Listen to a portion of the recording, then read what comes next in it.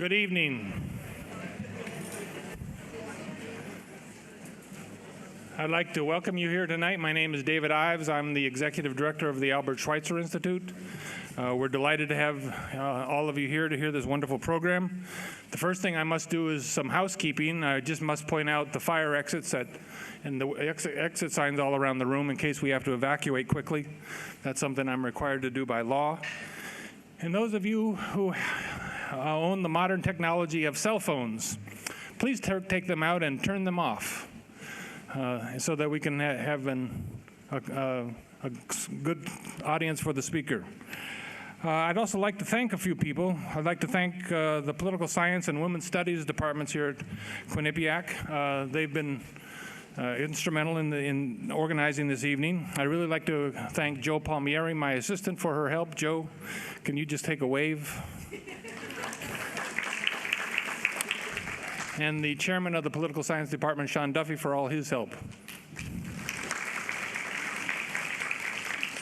The Albert Schweitzer Institute at Quinnipiac University has been here for about 7 years now, going on 8. Our job is to promote the values and ideas of the 1952 Nobel Peace Prize laureate, Dr. Albert Schweitzer, and we do that on a worldwide basis. We do this by bringing in speakers and organizing conferences on campus, and we also do some humanitarian trips to Nicaragua, Guatemala, Gabon, and possibly Cameroon in the future. We like to think that we bring the world to Quinnipiac and take our students out into it.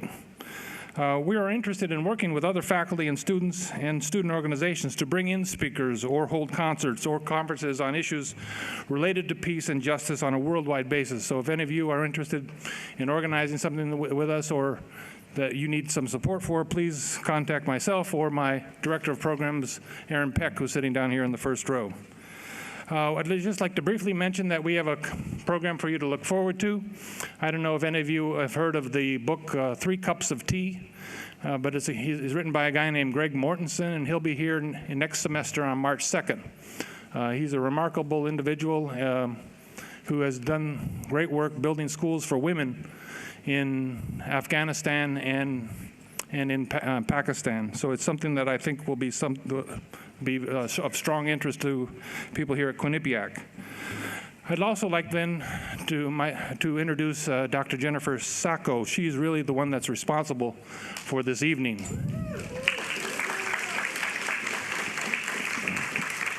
I think she's one of our up-and-coming young academic stars on campus. She earned her doctorate in political science in 2006 from Rutgers University, and we had the good sense to hire her the same year. Her major field of studies was women and politics.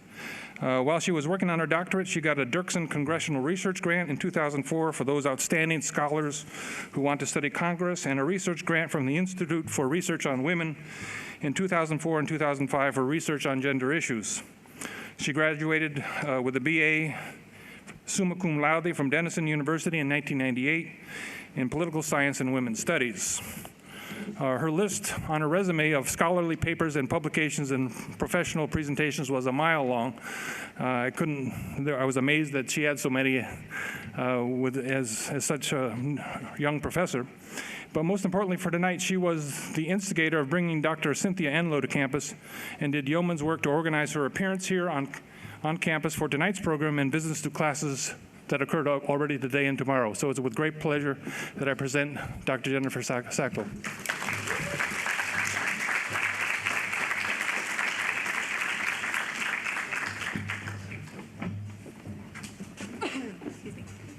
Good evening.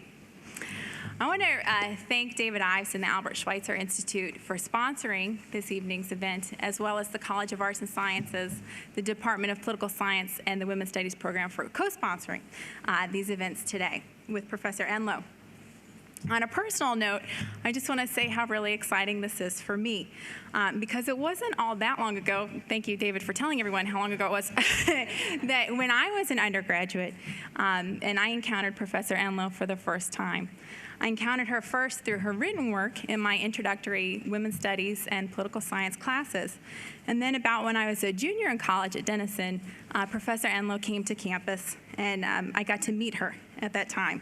It was one of my work study responsibilities to make the posters announcing her event on campus. And I remember today, I felt kind of a weight, a pressure to make it a good poster so that she would be impressed.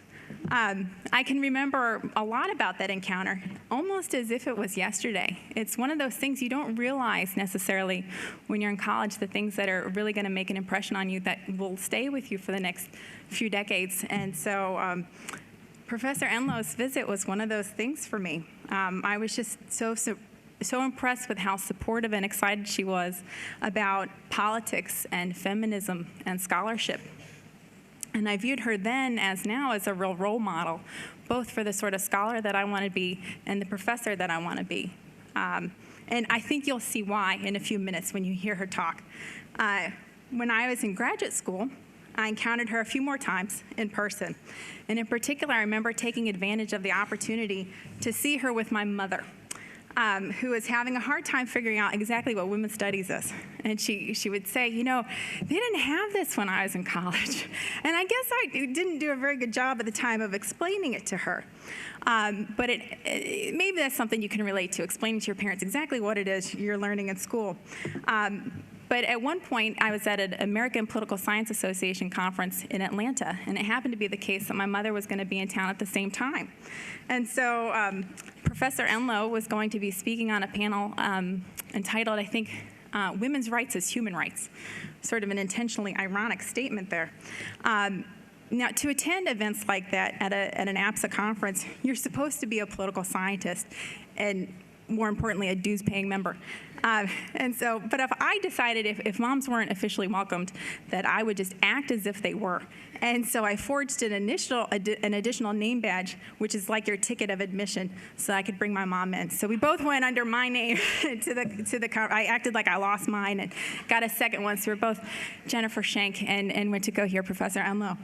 And it was really a great thing to share with my mom. And I want to point out that Professor Duffy has his mom here tonight too. So it's a trend. It was a really wonderful event to be able to share with my mom because Professor Enloe works incredibly hard to speak very clearly and very openly with people who are not necessarily political scientists. If you've spent enough time with at a political science conference, you know it's sort of its own world. And if you've ever been a student in my class and I've ever asked you what your first political memory was, or to take off your shoe to see where it was made, I have to tell you, I didn't come up with those things. I got those from her. And I remember her doing those exercises with me and my peers when I met her as an undergraduate. And so I figured, well, it worked then. I remember where my shoe was made at that time. And so anyway, these are some of the exercises I like to do with students now. Professor Cynthia Enloe of Clark University is a genuine pathbreaker in the field of feminist politics, literally blazing a trail across the entire globe. She's had Fulbrights in Malaysia and Guyana, and she's taught in Japan, Britain, Canada, Sweden, Norway, Germany, and Korea. She's written 12 books and counting. I don't know how she does it, including Bananas, Beaches, and Bases, Maneuvers, The Morning After, and Does Khaki Become You? She's been translated into 6 languages, and in the middle of all of this has managed to win the Outstanding Teacher Award at Clark University 3 times, not just once, but 3 times. And so if you've read her work, you probably will never look at a banana or a sneaker in exactly the same way. And so without further ado, I'd like to turn it over to Professor Cynthia Enloe.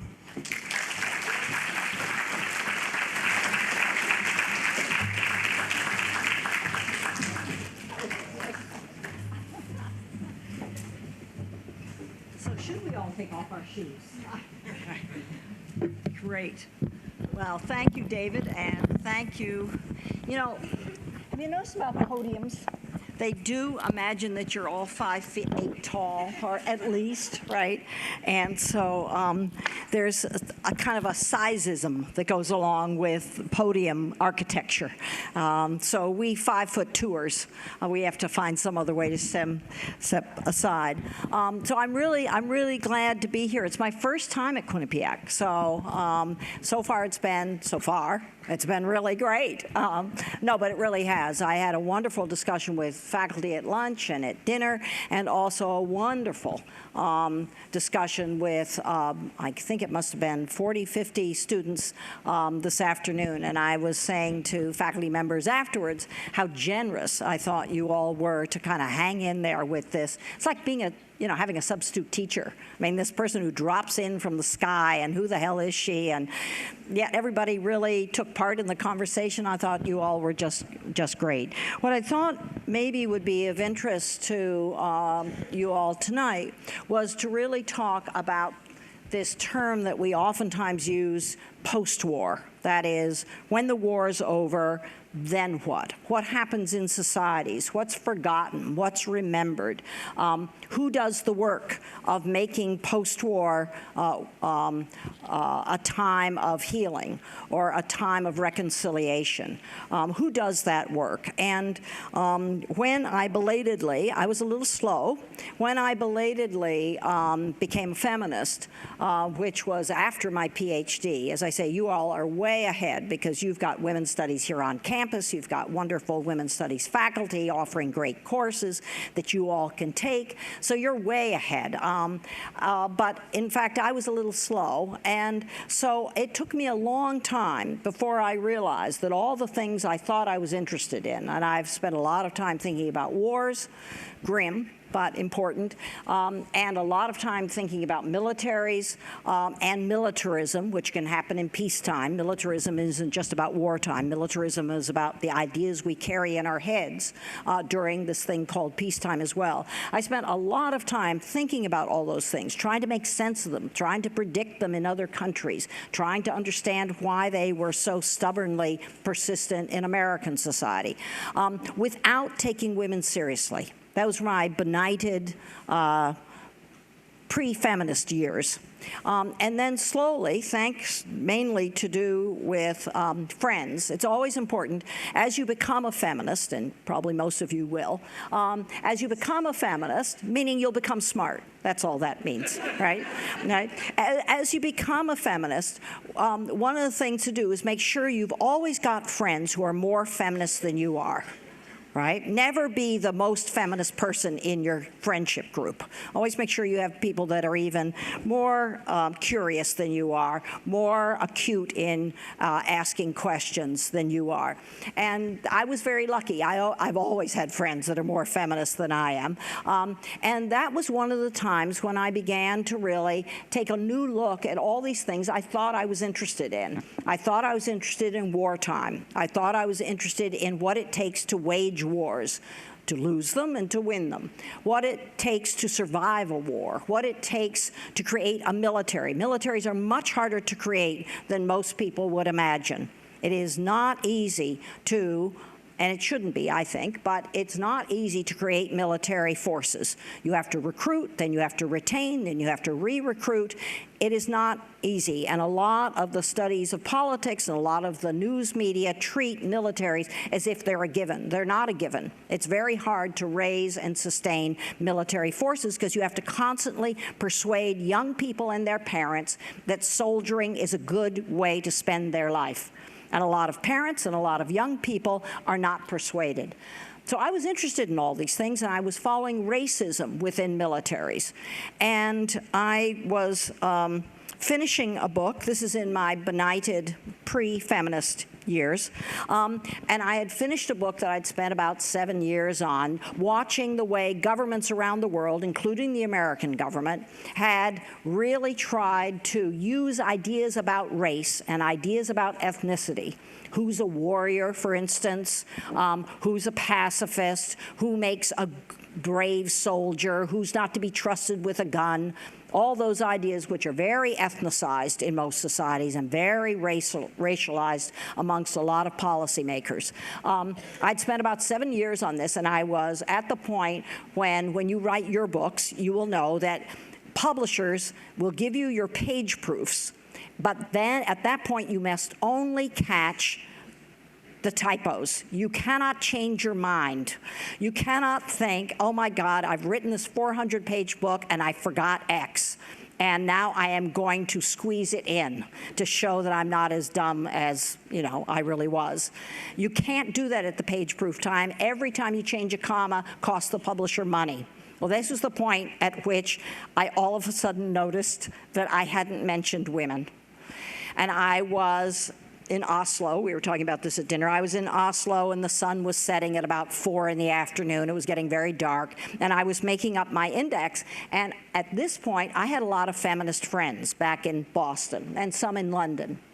And all of a sudden, I had this image, and my image was that my friends, these feminist friends, meaning smart friends, that they were going to read this book. Now, this is the first fantasy, right, that my friends were going to read anything I ever wrote. But, you live with fantasies. And I imagined that my friends were going to pick up this book, and I had learned what feminists do with books. Many of you who are feminists know this. You see a book in a bookstore or in the library, and you're trying to decide whether you'll buy it or you'll take it out. And the first thing you do is you go to the index to see whether under the W's this author had any clue that they should be talking about women. And I looked at my index, and what I had was World War I, World War II, and the Walloons, which are an ethnic group in Belgium. I had no women. Right? And I thought of my friends back in Boston who are going to be so dismayed that, I hadn't a clue. And I went back through, now mind you, I couldn't rewrite anything. So I went back and I went through my whole book, and I thought, oh, please, dear God. At that point, I said, dear God, rather than dear goddess. And I said, please, maybe by mistake I mentioned women without noticing it. And by God, I had. I had noticed, I was talking about the apartheid racist military of South Africa, and I had noticed that this very, very conservative, very sexist white government in South Africa had gotten so desperate because they had built up this force to sustain their racist regime that they had begun to recruit white women against all their inclinations, which was not to let women do anything like that. And I got to put a W in the index, right? Simply because by mistake I had mentioned women. And since then, I have been pushed by friends and by students. You all who are students, be sure and keep pushing your professors to ask questions they say they don't know how to ask, right? You do them a big favor. I have really been trying to understand how wars cannot be fully understood without taking women seriously. And that's my pitch to you. That is, and it's a pitch I say to myself, and that is to make full and realistic and reliable sense, because that's the sense you want to make. You want to make sense that is reliable, that somebody can depend on and come to usable analytical conclusions. That's the kind of sense you all want to be making about the world and your own self. That you can't do it if you treat all soldiers as if they're ungendered, that is, masculinity doesn't matter. If you treat all survivors of war as if women survive war in the same ways as men, they don't. And if you treat all experiences in war as if they were the same for women and for men, they are not. And this carries over into post-war. Now, this is a very important moment in all of our lives to think about post-war, because one of the things you'll notice is that Iraq has completely disappeared from the front page. When was the last time you saw Iraq on the front page of the newspaper that you read, or on the news headlines of whatever news program you watch? Iraq has disappeared, as if we are in a post-Iraq era, and so are Iraqis. Well, that isn't true. I mean, first of all, there are thousands of American soldiers that are still in Iraq, but also the Iraq war has not ended for most Iraqis. We have decided that our attention should go someplace else. So let me give you two profiles of one American woman and one Iraqi woman. These are real people, not people I know, though. and let me give you some sense of what I've learned by paying attention to these two very ordinary, in the sense they are not elite, they are not big-time policymakers, they're not in the news. And let's see what you can learn about war, but particularly about the aftermath of war, this thing called post-war, which can go on for a very long time. So the first woman is a woman named Maha, those of you who are taking notes, M-A-H-A, Hashim, H-A-S-H-I-M. Maha Hashim was living in Baghdad. She's already survived 2 wars before the U.S. Initiated Iraq war began. She survived a 8-year-long devastating war with Iran. The Iran-Iraq War of 1980 to 88 was one of the most devastating wars in the Middle East, and it lasted 8 long, deadly years between Iran and Iraq. Maha survived that war. She would have been a young woman during that war. She also survived the Saddam Hussein initiate. By the way, do you know who the United States backed during the Iran-Iraq War? Iraq, right? The friend of the enemy of your enemy is your friend was American foreign policy at the time. So Maha survived that Iran-Iraq war, and she also survived the next war, which is the 1990-91 Saddam Hussein invasion of Kuwait, which led to the U.S.-led war that forced the Iraqi military out of Kuwait. She survived that as well, and then she survived 10 long years of United Nations but U.S. proposed international economic sanctions against Iraq.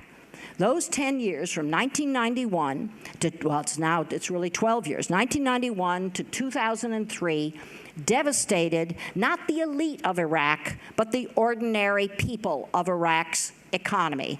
Many institutions had to close. There were many shortages. Life became very difficult for Iraqis during the international sanctions. And we can talk about international sanctions if you want.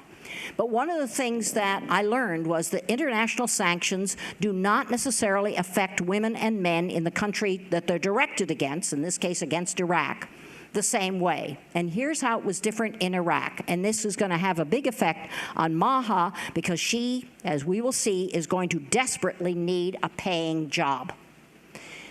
The international sanctions against Iraq hit the state economy first. That is what we would call public jobs first.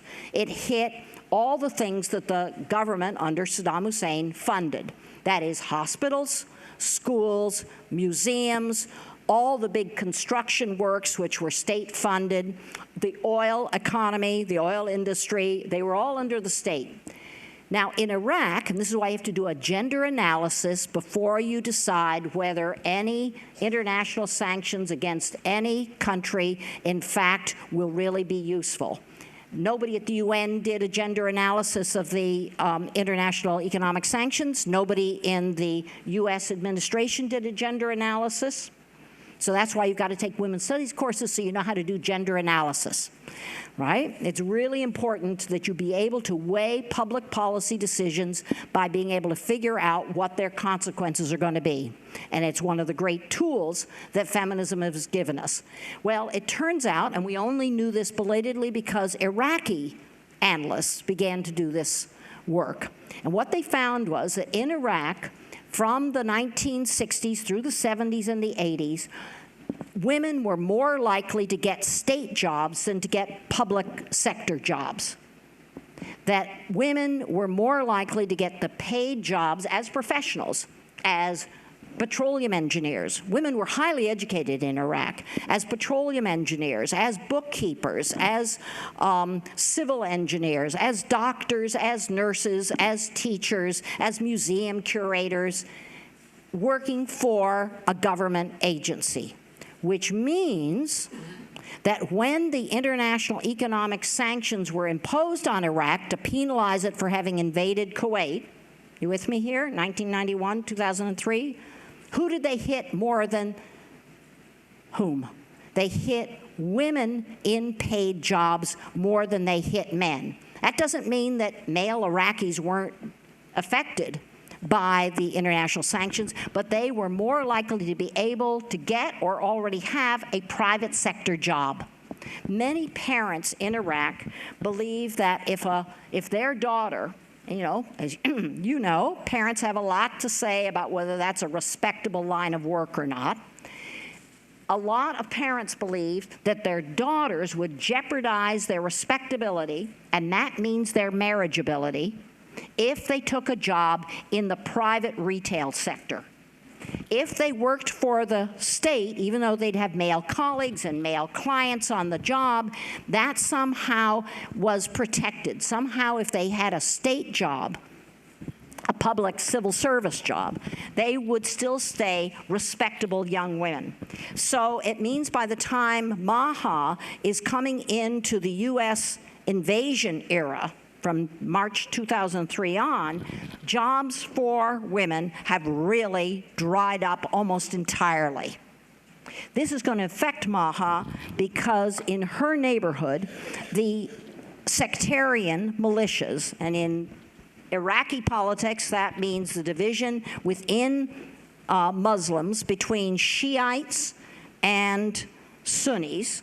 And Shiites are the majority, but they had been kept out of power during the Saddam Hussein era. This would be like talking amongst Americans about Christians and saying, well, there's a history here of Catholics and Protestants oftentimes having different accesses to power. That's how Shiites and Sunnis have experienced power in Iraq.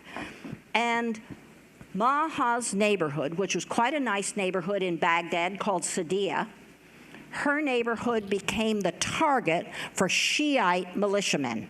Now, she was in what they called a mixed neighborhood, meaning Shiites and Sunnis lived side by side in this neighborhood. Her husband, Maha's husband, and you'll note the verb tense here, was a policeman. And that meant that he had access. He wasn't a high-ranking policeman, but it meant he had access to pretty decent housing in a pretty decent neighborhood. Her husband was assassinated by the militiamen. This is by about 2004, 2005, because what happened is by this second phase of the Iraq War, no war is just lumped together. It goes through phases, and those phases can have quite different politics. They can also have quite different meanings for women. Once the militias became more sectarian, they were all male militias, and were wielding violence. In fact, a lot of neighborhoods went through what, and always put quotes around this, it's such a horribly antiseptic term, that is ethnic cleansing. There's nothing clean about ethnic cleansing. It is a process of intimidation and the wielding of violence to homogenize or destroy the ethnic diversity or the racial diversity of neighborhoods or towns or regions. So Maha's husband was murdered, the policeman, and then her own house was firebombed by a guy who drove a truck with a bomb in it right into it. There went middle-class life. And Maha then was devastated, had no place to turn. And by this point, she'd become a widow now. Now she's a wartime widow. And always ask what happens to women when they become widows in the middle of war. Always ask. Always ask, are they able to get a job? What does their family think of them? Do they have respectability? Are they organized? Always ask about widows in war. Maha, at this point, was not only a widow, she was a mother of 4 children. And she had a little bit of savings because she didn't come from a wealthy class, but she had some backup funds from her middle class life, and she decided to do what 2 million Iraqis did in the middle of the Iraq War, and that is she fled the country. She was terrified, and she fled the country and she went to Syria. Over 1 million Iraqis went to Syria. Now, Syria is a country that the United States treats as a demon, treats as an enemy, treats as a regime of terror. But in fact, as a result of the Iraq War, Syrians and the Syrian government really had to pick up the pieces. And it's not a wealthy government. It's not an oil-rich government. The Syrians had to take responsibility for over 1 million fleeing Iraqis, including Maha. And so Maha went to Damascus, Syria. Other Iraqis went to Jordan, to Amman, especially the capital of Jordan. What happens to women when they become refugees? Women and men, when they become refugees, this is not one is more victimized than the other. It's oftentimes different. And to do a gender analysis of war, you have to do a gender analysis of what happens to women and what happens to men when they become refugees, that is, they're forced to flee their war-torn country. Here's what we know as a result of feminist analysts that are now working as staff people in a lot of the big refugee organizations like UNHCR, United Nations High Commission for Refugees. If you live in the Middle East, or if you live in Burma, or if you live in East Timor, if you live in Guatemala or Nicaragua, you know the initials UNHCR. They're initials that most Americans not only don't know, but we don't think we have to know.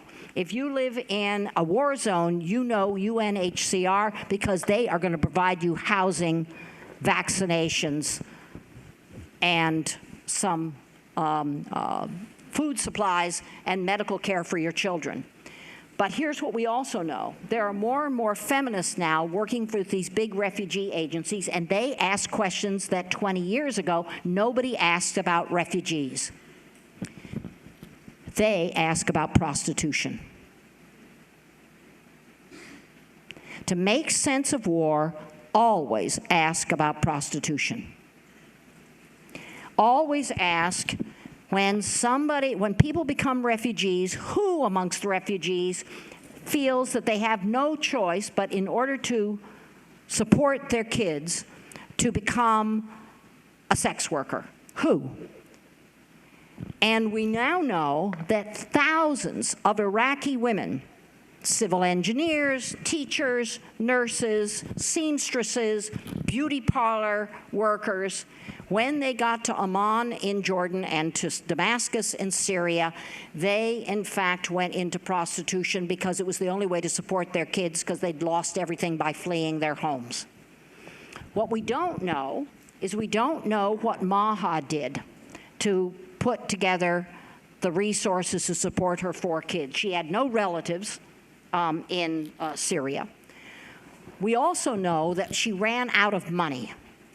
And she ran out of money after about a year. And so she decided to come back to Iraq, and she came back to Baghdad, but she could not still go back to her neighborhood of Sadia. It was still controlled by the militia. What we do know from a American military observation that happened to do a study of Sadia, with no gender analysis, unfortunately, but it's still very useful. We do know that one of the things that the militia set up in the neighborhood of Sadia that they now controlled was a brothel. And as feminists, what you want to know is which women were in the brothel. Were they women who formerly were teachers? Were they women who were widows? And which men went to the brothel? And where did the money go? Because militias are money-making machines, amongst other things. They have to have money to be able to pay at least $30 or $40 a month to the men that they bring into the militias. When you hear about militias, whether it be in Afghanistan or in Iraq or other countries, always ask, what's the economy of that militia? That is, how much are men being paid to join? Don't assume that every man joins a militia just because he's naturally violent or because he is ideologically committed to that militia leadership's ideology. It's oftentimes because it's a way to make a bit of money. Maha could not go back to her neighborhood. She squeezed herself and her 4 kids into her uncle's high-rise apartment. Baghdad, you know, has a lot of high-rise apartments. And there turned out to be 11 family members in a 2-bedroom apartment. That is what happened to Maha's life when she came home.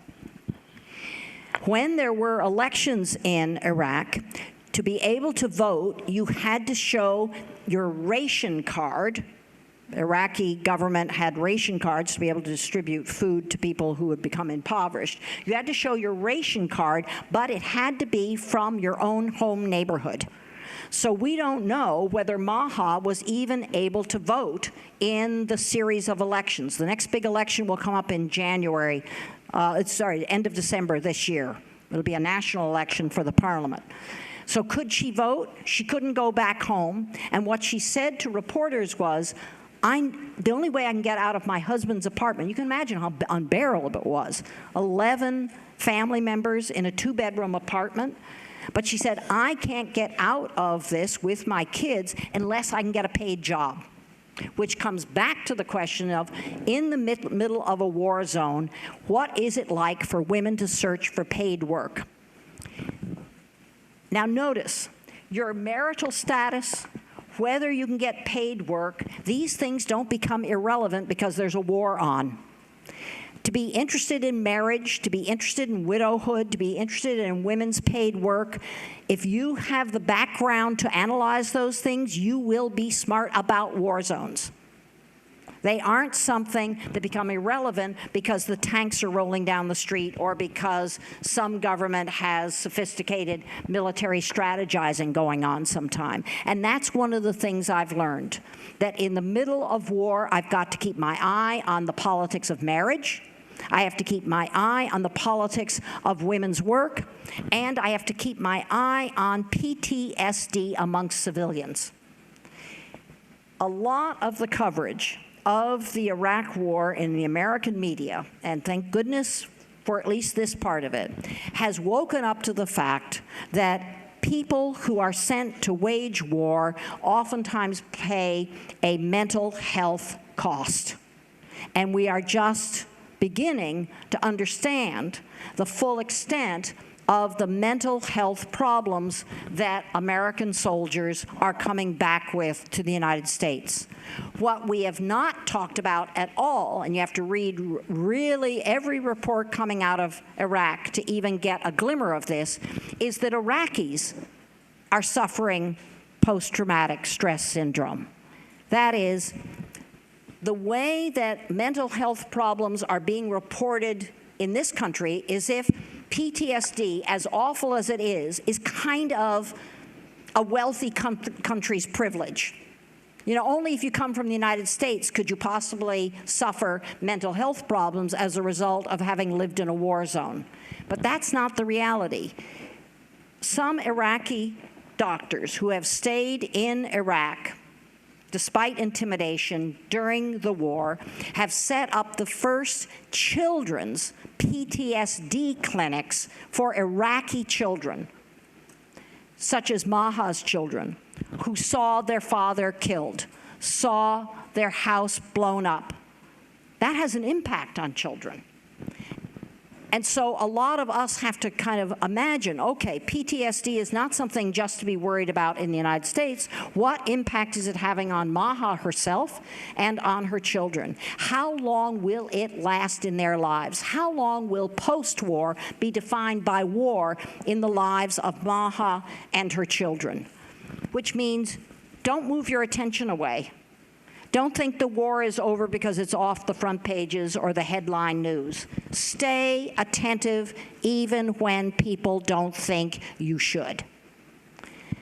Now let me give you an example simultaneously, same time zone, for a woman in the United States also dealing with post-war. Her name is Charlene Cain, C-A-I-N, and she lives in a small rural town in Wisconsin called Berlin, B-E-R-L-I-N.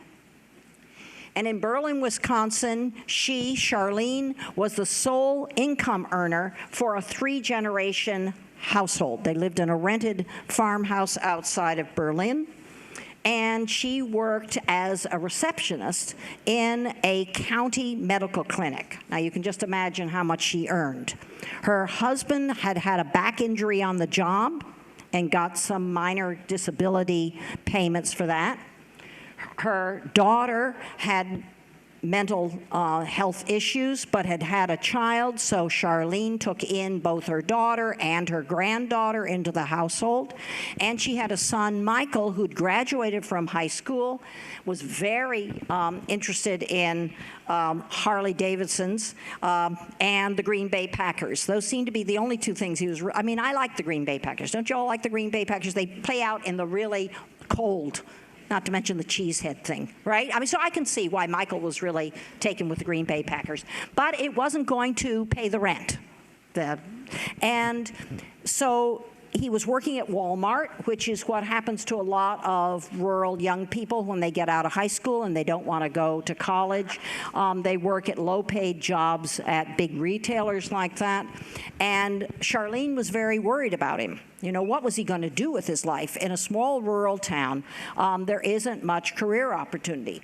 This is one of the reasons that American Defense Department recruiters for the military, in fact, in the last 10 years, have really focused on rural, small-town high school students.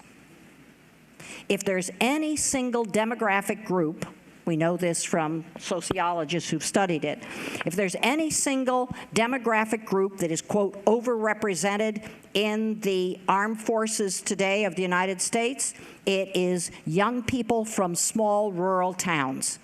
That is, dead-end economies in rural America leads to opportunities for military recruiters to make their quotas. You know that military recruiters have monthly quotas, right? And there's a lot of pressure on them to meet those quotas. Michael decided that he would join the military. He joined the Army, and he was trained as a truck driver. Now, this becomes really significant because the Iraq War is perhaps the first war in recent times where truck drivers become crucial to the whole military operation. And that's because Iraq is such a huge country, and goods, all kinds of goods, ammunition and frozen pizzas, everything has to go over long distances. And so Michael Caine, young Michael Caine, now at this point he was 20, was a truck driver in these great big 18-wheelers. And he felt quite good about himself. He'd felt badly about himself after high school. He felt quite good about himself. He got some promotions. And he was driving down one of the Iraq highways in a convoy. And his truck, you can see what's coming, his truck hit an IED, that is a roadside bomb. Because the Iraq War is being waged at a time when the U.S. military medical system is more sophisticated than it's ever been, you've all watched reruns of MASH, I bet. Well, MASH was a big leap forward in military technology. Nowadays, it's even more sophisticated, and it meant that as seriously injured as Michael was, his life was saved. In fact, more severely injured American soldiers survive their injuries in the Iraq War than in any other war the United States has fought. That is the good news, and that is the hard news. That's why the level of serious brain injury without death, that's multiple amputations without death, that is the signature story of the American waging of the Iraq War. And Michael Caine, young Michael Caine, the Army truck driver, is one of them. His left, he's an athlete. His left leg was amputated. He was flown back to Washington. His medical team, as a good medical team does, thought, what does Michael Caine going to need? What is he going to need in order to survive what are now going to be repeated operations? When you have an amputation, it's not just once.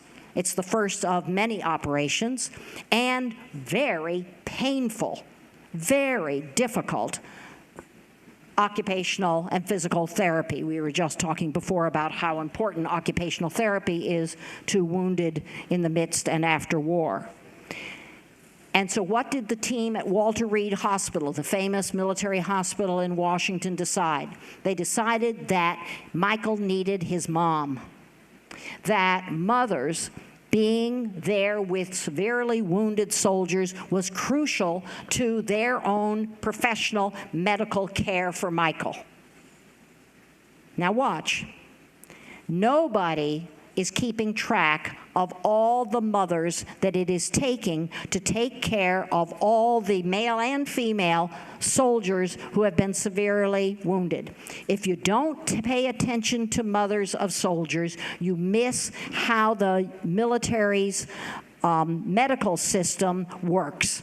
It works because it can use the unpaid services of the mothers and wives of soldiers. So Michael Caine's mother comes to Washington. She takes a leave. Now, she's the only income earner in her three-generational household, right? How is she able to come to Washington? How is she able to take 3 weeks off from her minimally paid job at the Winnebago Health Clinic? Here's how it works, and this is in no studies of war that don't take women seriously. Or put it the other way, if you take women seriously, you have a much more realistic picture of how wars are waged and how are they survived. She couldn't afford to take time off from her job and go to Michael as much as she wanted to until a bunch of her women workmates at the health clinic in Wisconsin got together and decided that they would piece together all her hours, and they would each take up some of the hours and fill in for Charlene, so that and they would make sure that Charlene kept getting her own paycheck. That's how Walter Reed, the premier American military hospital, could do its work with Michael, the registered soldier. She comes back for 3 weeks. She pulls Michael out of a terrible depression, not surprising, encourages him to go through the painful therapy that he must go through, and then takes him home to Wisconsin. Now, at this point, she really drops out of the news because now she's not even part of the Walter Reed medical system. She is just a mom in Wisconsin who has a son who's just gone through an amputation and is still on a very complicated regimen of drugs. He goes through more operations. He has more now Veterans Administration medical procedures and very complicated drug regimen. The only reason that he's able to keep up with his drug regimen is because Charlene keeps track of it. Any history of the U.S.-Iraq war that leaves out Charlene is not telling an accurate, not just full, not telling an accurate story of how the U.S. government waged this war. And I'll leave you with a picture that I have here, because it was when the very smart reporter interviewed her, he went to her house to visit and stayed there for some time. And here's the picture. This is a picture of how a war is waged. Charlene, it's about 10 o'clock at night. Charlene's in her household. Her husband's gone to sleep. Her daughter and grandchild have gone to sleep. Michael has gone upstairs for his fitful sleep. Charlene has had a full day of work at the health clinic, her paid job, but she's in the kitchen, and she's sitting in the kitchen with a mound of Veterans Administration paperwork. And for the next 2 hours, almost every night, Charlene does paperwork for the American government's wounded soldier. That's how a war is waged. To keep track of Maha, to wonder how she's doing, how she's strategizing, what's happened to her kids, how will they remember this war, what will they do when they grow up because they have a certain image of this war, to keep track of Charlene, to the extent to which the Defense Department depended on her unpaid work. That is the fuller picture of this war. Thank you very much.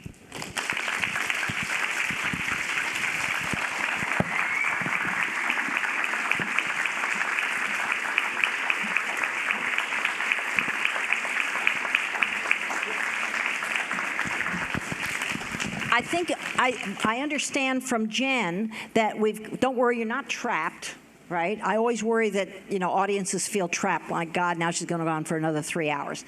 Why don't we do this? Why don't we say, at least for the next 15, 20 minutes, any stories you have to tell, any experiences you have, friends from high school, parents you know from past wars.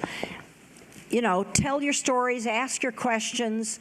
Let's do that for about 15 minutes, and then and come up to the mic. And the reason to come up to the mic is because that's the only way that our good video guy, Jeff here, waving, that's the only way he'll pick up your voices. So, or take the mic out of the holder and pass it around. Can you take up Sean, take up the mic and pass it around so people don't feel they have to come stand in line, right?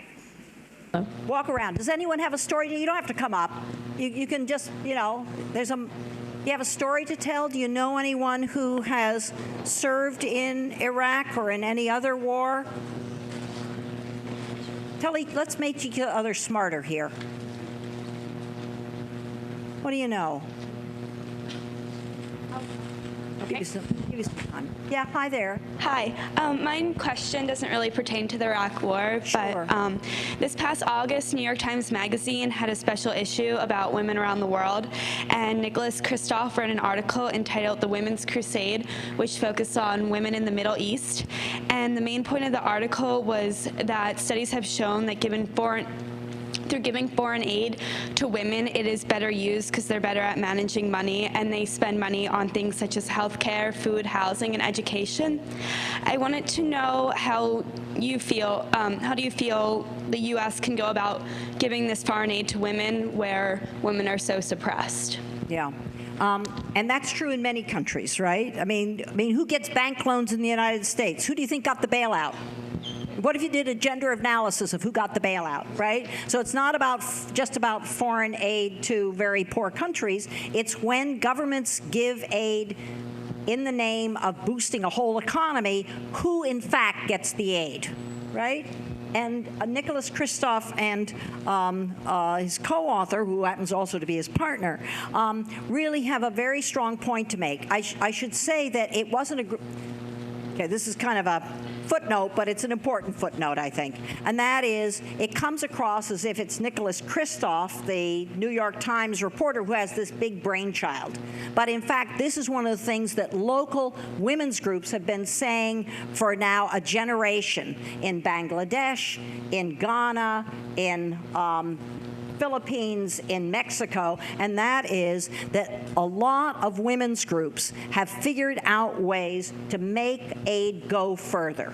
And that's one of his very important points, I think. That is that you want to give foreign aid in a way that has the largest ripple effect, that doesn't get siphoned off for corruption, doesn't get siphoned off for beer, doesn't get siphoned off for sort of demonstration projects, but in fact finds its way through networks within local communities, that it turns out that more kids can go to school. It's expensive to go to, well, you don't have to be told this, but it's expensive even to go to a primary school. In most countries in the world, you cannot go to primary school unless you have shoes.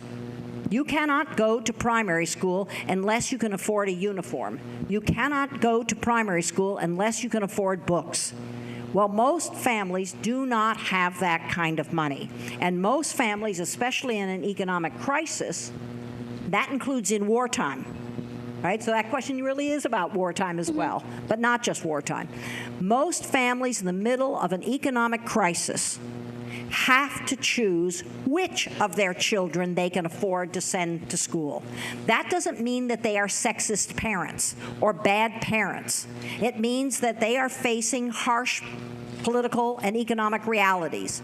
And if you are in a political system where sending a girl to school looks as though it will not carry very far because girls can't get well-paying jobs, or because girls won't be accepted into secondary school, then you as a rational parent, not just a sexist parent, a rational parent, will send your son to school and keep your girl child at home working on the farm, or as a maid in the capital city sending money home.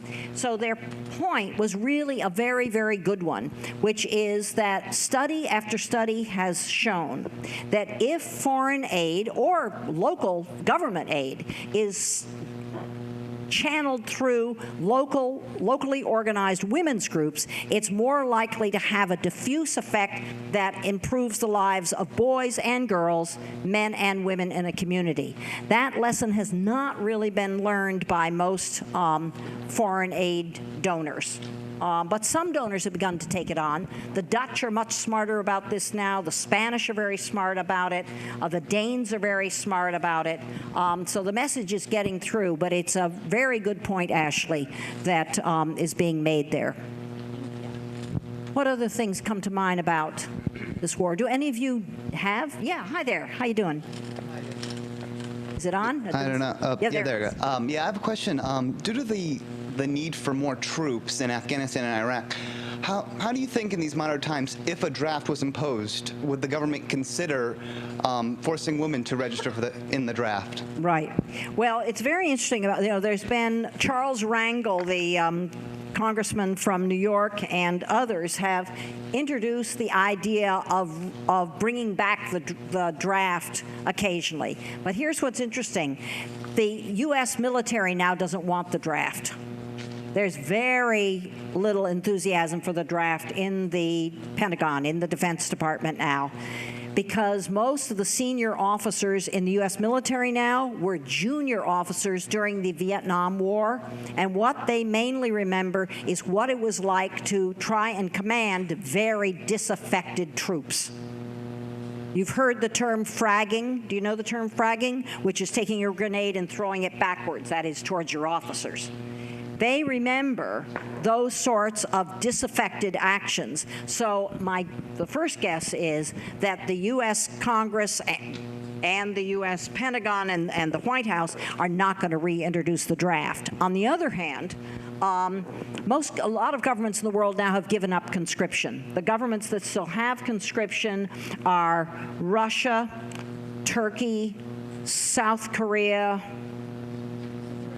Germany, Israel. Mexico has one, but if you have middle class or above privilege, you get out of the draft. So more and more, most European governments have given up the draft. It's really so politically unpalatable that not only most politicians, but most military professionals don't want it. In a hypothetical case, would women as well as men be subject to universal conscription if it were brought back?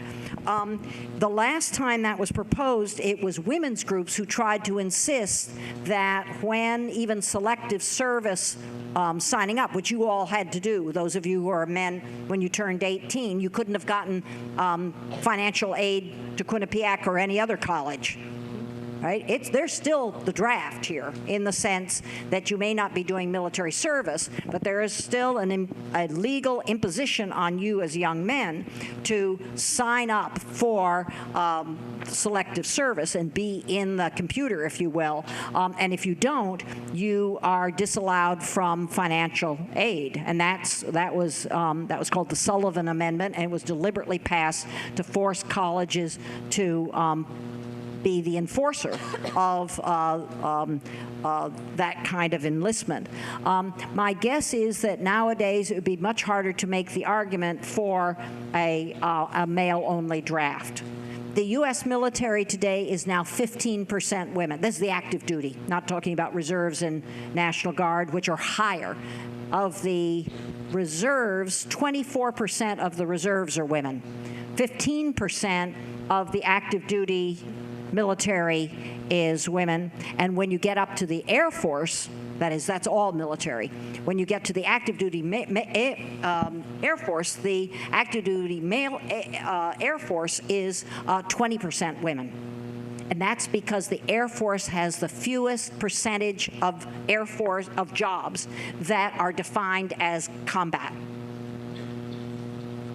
The service with the smallest percentage of women is which? This is an easy one, is which? Marines. That's right. And one of the reasons, not only the kind of macho culture that the Marines really put out there, watch their new NFL Time ads.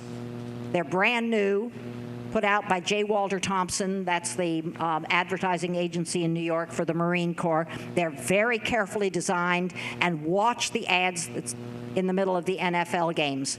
The Marine Corps is very proud of these ads, and they're very proud that they are emphasizing a kind of masculinity, which they said when they were having a hard time getting recruits, that was 2 years ago, it was too much of a luxury. Now that there is high unemployment, all the services have more recruits than they know what to do with. Recruiters hate low unemployment. Military recruiters like high unemployment. I don't mean they're mean, I mean they can fill their quotas. So the Marine Corps now has deliberately redesigned their television ads to emphasize a kind of tough masculinity as a recruiting ploy for the Marine Corps, but they can afford to do it because such a high percentage of Marine Corps jobs are defined by the Pentagon as combat and therefore as excluding of women. So my guess is, one, it's not going to happen because nobody in Washington wants it. The only reason Charles Rangel ever proposes is because he thinks that the volunteer army is so unfair to marginalized groups, the poor in this country. But it's not going to pass. If it did, it'd be very hard to argue for just simply an all-male force now. Hi there. I was just wondering about, you said that earlier that women's groups are getting a better feel for the war, and they're actually doing a better job distributing funds and determining how war affects women and the rest. But it seems that most world governments haven't taken this into consideration. Yeah. What can be done to, speed up the process of them taking these groups into consideration and this perspective into consideration for their analysis? Wow, that's a great a question, a good puzzle. Well, one of the things is, and I know this doesn't sound like it's something that'll turn things around tomorrow, but one of the things is, for all of you, you are the ones who will tell the story of this war. All right? You are the ones, I'm now going to guilt trip you all. You are the ones who really will tell. This is your war. The Iraq War, this is your war. The Vietnam War wasn't your war. This is your war, meaning you are the ones who are going to craft the stories about this war. What did this war mean? How was it waged? What kinds of stories will you remember? It's your friends from high school who fought this war. And that means that you have to tell stories in a way that make clear that women organized in the middle of this war. And I don't just mean American women like Code Pink and so on. I mean Iraqi women. One of the untold stories of the Iraq War, and the only reason I know it is I'm lucky enough I have some Iraqi feminist friends who keep feeding me these reports, so I have some idea about them. Otherwise, I wouldn't know either. And that is that Iraqi women have stayed organized in Iraq all the way through this war. They have been trying to run for office. They've been trying to rewrite the Constitution. They've set up widows groups to supply housing and jobs. There has been a lot of women's organizing amongst Iraqi women, not American women going and teaching Iraqi women how to organize. Iraqi women know how to organize. Iraqi women have been organizing since the 1920s.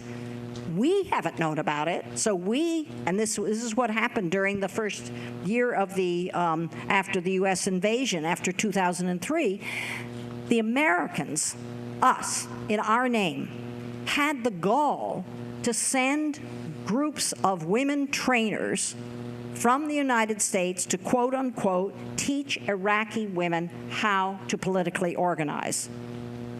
I thought, give me a break.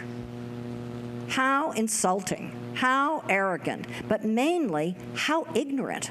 That is, it's one thing to believe for whatever mistaken reasons that it was necessary to carry on a U.S. military invasion of Iraq. It's quite another to do it before you've done your homework. Let's invade a country and make sure we invade a country without studying it first. Without having any idea, for instance, because part of the rationale for the U.S. invasion was the Iraq government under Saddam Hussein was so oppressive of women. Well, if you think that, then go do a study of women's organizing since the 1920s. Who should be teaching whom? So I think the next, it's not a solution, but the next part of the solution is be sure and take seriously, which means you have to work hard to study it, what have women on the ground in the country that you want to help, what have they already been doing? And that means doing a kind of homework that is sometimes quite humbling, because you may come away from your study before you cook up the package. I cook up the package of aid to Iraqi women. I may, as a result of doing the study, find out that, in fact, they're more sophisticated politically than I am. And that means you redesign your aid package entirely so that they teach you what is necessary. That did not happen in Iraq, and it's not happening in Afghanistan. And Iraqi and Afghanistan women organizers will tell you it is just plain arrogant. That does not win friends. So the kind of work we need to do isn't quick fix. It's telling a different kind of story. It's doing a different kind of research. It's being ready to be humble. It's ready to be taught by others. And that's really new for Americans. That's really new for Americans. One more question? Yes, hi. Hi. Hello. I just wanted to mention something that perhaps many of you do not know about, and I just found out about this the other day. There is an organization in New Haven called IRIS, IRIS, Oh, wow. which is an organization for refugees and immigrants and refugees. This organization actually brings in families from Iraq. And if you are interested in getting first-hand accounts of what is going on, Wow. and if you want to help those families because they do need help, they are legally immigrated families from Iraq, then go to irisct.org, and you can learn, and you can volunteer, you can be of help. It's very, very close downtown New Haven. Wow, Thank what you a very great suggestion. That's a great way to end. There are things we can do, folks. Thanks an awful lot.